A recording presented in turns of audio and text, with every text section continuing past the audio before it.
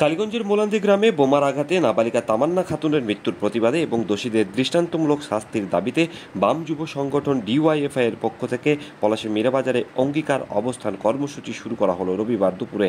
তামান্না খুনের ঘটনায় মোট 24 জনের নামে অভিযোগ দায়ের করা হয়। এখনো পর্যন্ত মোট 9 জন গ্রেপ্তার হলেও বাকিরা অধরা। বাকি অভিযুক্তদের অবিলম্বে গ্রেপ্তার এবং তাদের দৃষ্টান্তমূলক শাস্তির দাবিতে এই অবস্থান কর্মসূচি সারা রাত ধরে চলবে বলে জানা যায়। সোমবার সিপিএমের বর্ষিয়ান নেতা বিমান বসু এই অবস্থান কর্মসূচি থেকে নিহত তামান্নার বাড়ি যাবেন। এ বিষয়ে কি বললেন পলাশী এরিয়া কমিটির বাম যুব সম্পাদক মুস্তাকিম শেখ, দেখুন।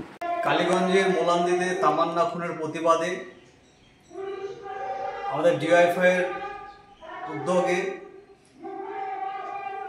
যে কর্মসূচি নেওয়া হয়েছে, অবস্থান কর্মসূচি, বিক্ষোভ কর্মসূচি আর কি, সেই বিক্ষোভ কর্মসূচি আজ আমাদের শুরু হয়েছে। আজ এবং কাল রাত পর্যন্ত চলবে এই অবস্থান বিক্ষোভ। আমাদের দাবি, তৃণমূলের যে গুন্ডা বাহিনী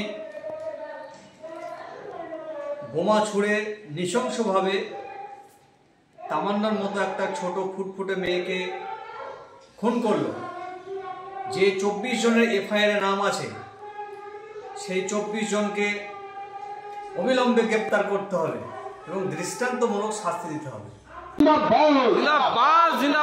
তামান্না খুনিদের গ্রেপ্তারের দাবিতে ডিওয়াইএফআই এর অবস্থান চলবে।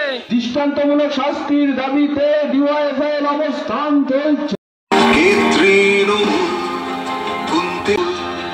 এরপর চিনতে যেন হয় না কোনো ভুল, তার প্রতীক ঝোড়া ফুল কে তৃণমূল, গুনতে না হয় যেন এমন মাসুল, ভোটার আগে যেন ঝরে না ফুল।